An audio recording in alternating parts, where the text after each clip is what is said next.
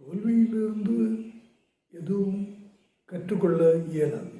தோல்வி நீங்கள் நினைக்கும் கணத்திலேயே தோல்வி வந்து விடுகிறது. தோல்வி பற்றிய பயம் உங்களுக்குள்ளே தான் இருக்கும், அது வெளியே இருந்து வராது. நீங்கள் அந்த கணத்தை உணரத் தொடங்கும் போது அது தோல்வியாக மாறிவிடுகிறது.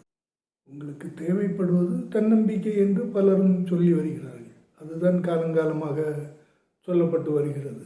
தன்னம்பிக்கை என்பது ஒரு ஆற்றல், மனதினுள் இருக்கக்கூடிய மிகப்பெரிய ஆற்றல்களில் தன்னம்பிக்கையும் ஒன்று. அது பிறர் உங்களுக்கு தர இயலாது. அந்த பிறரது சொற்கள் உங்களுக்கு ஒரு மன வலிமையை தரும் என்று சொன்னால் அது அவ்வளவு சாத்தியமில்லை.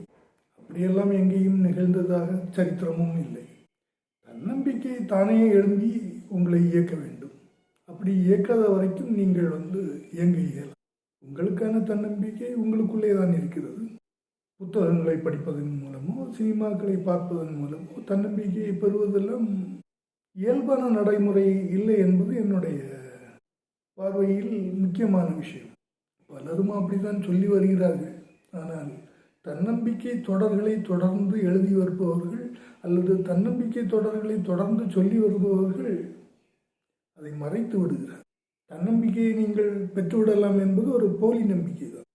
உங்களுக்கு தோல்வி ஒரு பல விஷயங்களை சொல்லாமல் போய்விடுகிறது. தோல்வி சொல்ல தொடங்கினால் பல விஷயங்களை சொல்லக்கூடும். அப்படித்தான் பலரும் நம்புகிறார்கள். தோல்வி நமக்கு நிறைய பாடங்களை தந்துவிட்டு போகும் என்று நம்புகிறார்கள். அப்படி ஒன்றும் பெரிய அளவில் தோல்வி உங்களுக்கு எந்த பாடத்தையும் தராது. நீங்கள் கற்றுக்கொள்வது வெளியே இருந்துதான் கற்றுக்கொள்ள இயலும்.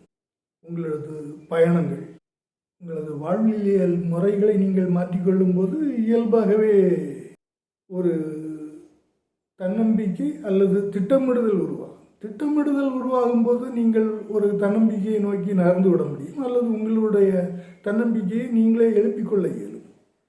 திட்டமிடுதல் இல்லை என்றால் எந்த தன்னம்பிக்கையும் உங்களிலிருந்து எழாது.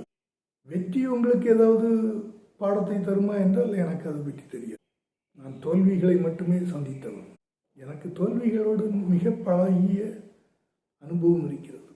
தோல்விகள் எப்பொழுதுமே வரட்டுத்தனமான ஒரு முகத்துடன் இருப்பவை. அவைகளுக்கென்று பிரத்யேகமான அடையாளங்கள் கிடையாது. தோல்வி தோல்விதான்.